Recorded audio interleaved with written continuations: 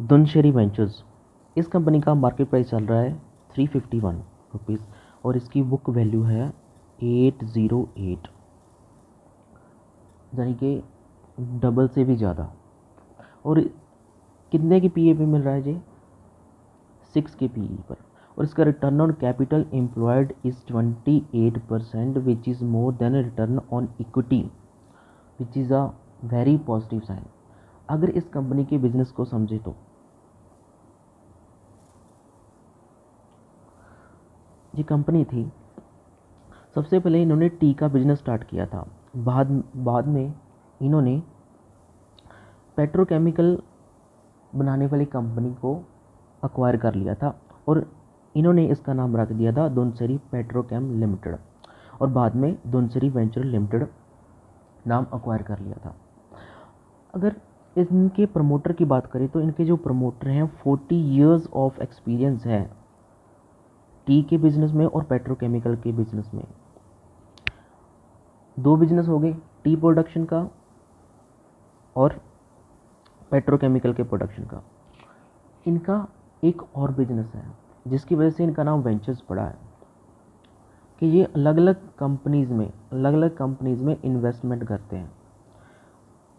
मान लो किसी एक कंपनी में इन्होंने 49% स्टेक होल्ड किया, बाद में 49 से बढ़ाकर 55% उसी कंपनी का अक्वायर कर लिया, तो वो उस कंपनी के मालिक बन जाते हैं। तो ये इनका मेन बिजनेस है।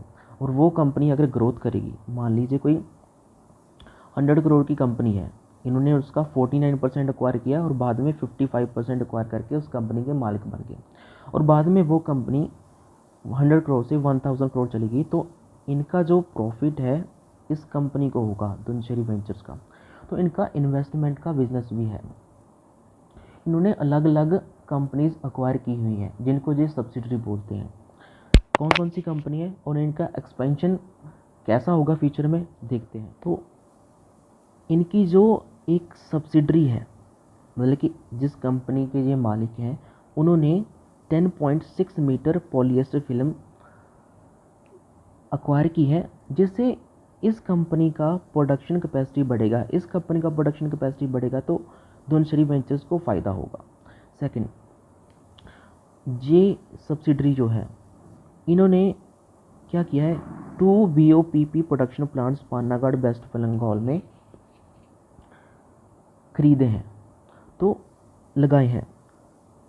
इसकी एनुअल प्रोडक्शन कैपेसिटी का टारगेट जो बन रहा है 1 लाख से 1,10,000 टन। इन्होंने अपनी प्रोडक्शन कैपेसिटी बढ़ाई है इस कंपनी ने। इस कंपनी का मालिक कौन है? धनसिरी वेंचर्स। अगर इस कंपनी को इस प्रोडक्शन से फ़ायदा होगा तो फ़ायदा किसको होगा? इनको। तो इसी तरह इन्होंने अलग अलग कंपनीज़ को ख़रीदा हुआ है, उनको अपनी सब्सिडरी बनाया हुआ है। तो जब भी जिस कंपनी को इन्होंने ख़रीदा हुआ है उनको फ़ायदा होगा तो इनको फ़ायदा होगा। तो इनके P&L यानी कि प्रॉफिट एंड लॉस स्टेटमेंट में जब हम बात करेंगे तो इन्वेस्टमेंट पे फोकस करेंगे, और हाँ, टेक्निकल पे ज़रूर फोकस करेंगे। तो अगर देखिए इनकी सब्सिडरी जो है 12 कप केक्स एक और सब्सिडरी है, कंपनी ने 49% इस कंपनी का स्टेक होल्ड किया हुआ है। अगर ये 49% से 2% भी और कर लेते हैं तो वो उस कंपनी के मालिक बन जाएंगे। जब ये कंपनी ग्रो करेगी तो इनको फ़ायदा होगा। इसी तरह इन्होंने अलग अलग कंपनीज अक्वायर की हुई हैं। अगर हम इनकी कंप्लीट डिटेल पढ़ेंगे तो हमें पता चल जाएगा। इनके P&L स्टेटमेंट की बात करें तो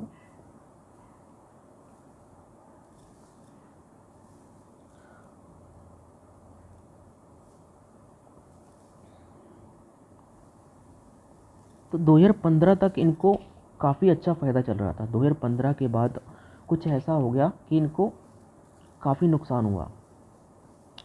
अभी इनकी लाइन पटरी पे आई है, 280 करोड़ की इनकी सेल्स हुई हैं, और इसके बाद लगातार सेकंड हाईएस्ट अभी प्रॉफिट चल रहा है। और अगर हम इनकी ग्रोथ की बात करें तो आगे फ्यूचर ग्रोथ कितना है उसकी बात करें तो मार्च 17 के बाद इनका पैसा, अपना पैसा लगातार बढ़ा है 2700 करोड़, अप्रॉक्सीमेटली 2800 करोड़ का इनका खुद का पैसा है जो उन्होंने कमा के रिज़र्व किया है। और इनकी बोरिंग जो है लगातार कम हुई है, जो इनने बैंक से पैसा लिया है वो लगातार कम हुआ है। फिक्स एसेट की बात करें, यानी कि प्रोडक्शन कैपेसिटी की बात करें, तो 2015 के बाद लगातार कम हुई थी, लेकिन अभी 74 करोड़ इनकी प्रोडक्शन कैपेसिटी है।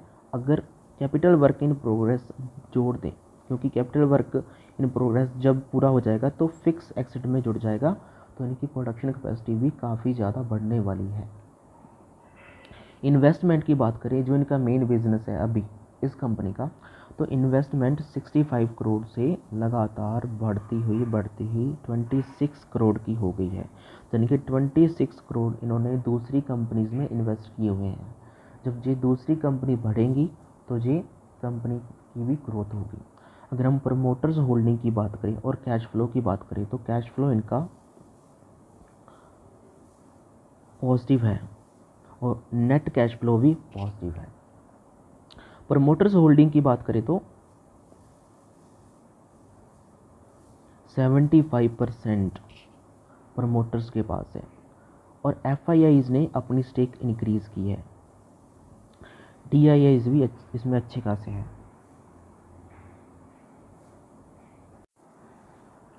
अगर हम पब्लिक की बात करें कि पब्लिक के पास कितनी होल्डिंग है, तो पब्लिक के पास अभी 22.66% शो हो रही है, लेकिन पब्लिक के पास इतनी होल्डिंग नहीं है। एक्चुअली स्ट्रॉन्ग हैंड्स भी इसमें शो होते हैं। अगर हम यहाँ पे क्लिक करें पब्लिक में, तो हमें शो होगा कि West Bengal industrial development corporation limited, इन्होंने इस कंपनी का 2.61% स्टेक होल्ड किया हुआ है। तो स्ट्रॉन्ग हैंड्स इस कंपनी में कितने हुए, जिसको हम ऑपरेटर बोलते हैं, वो हुए 80% और पब्लिक कितनी हुई 20%। तो इतनी कम पब्लिक है और इतने स्ट्रॉन्ग हैंड्स हैं। अभी बात करें टेक्निकल की कि इस कंपनी में इन्वेस्ट क्यों करना चाहिए।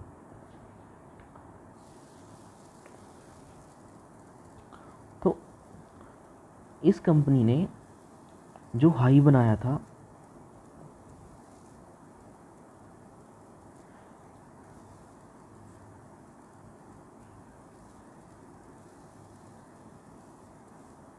वो था 555 का, और इस कंपनी ने अभी करंटली लो कितना बनाया था, वो बनाया था 331 का। तो हमारी सुपर 20 स्ट्रेटजी सॉरी हमारी सुपर 20 स्ट्रेटजी के मुताबिक इसकी बाइंग कहाँ पे आई थी, इसकी बाइंग आई थी यहाँ पे जब भी ये 331 की लाइन को, इस लाइन को टच करेगा तो हमारी बाइंग आती। तो अभी भी ये उतना ऊपर नहीं है, अभी भी हम इस अपॉर्चुनिटी को ग्रैब कर सकते हैं।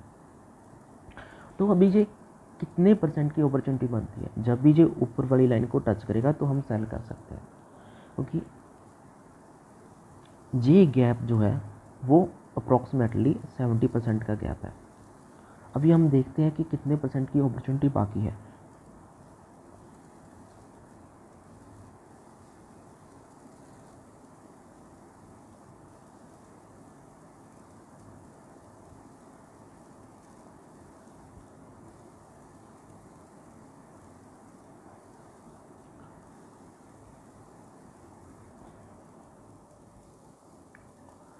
तो अभी भी 58% की अपॉर्चुनिटी बाकी है। अगर मैं बात करूँ तो आज के दिन से पहले कितनी परसेंट की अपॉर्चुनिटी थी, अप्रॉक्सीमेटली 65% की अपॉर्चुनिटी थी आज के दिन से पहले। अभी इसमें अभी 58% की अपॉर्चुनिटी बाकी है। मेरी कोई बाय या सेल करने की रिकमेंडेशन नहीं है, ये वीडियो सिर्फ एजुकेशन पर्पज़ के लिए बनाई गई है। अगर आप भी ऐसे फंडामेंटल एनालिसिस करना चाहते हैं, टेक्निकल एनालिसिस करना चाहते हैं, तो हमारा व्हाट्सएप ग्रुप ज्वाइन कीजिए, टेलीग्राम ग्रुप ज्वाइन कीजिए और हमारे फंडामेंटल एनालिसिस कोर्स को आप परचेज़ कर सकते हैं। Thank you.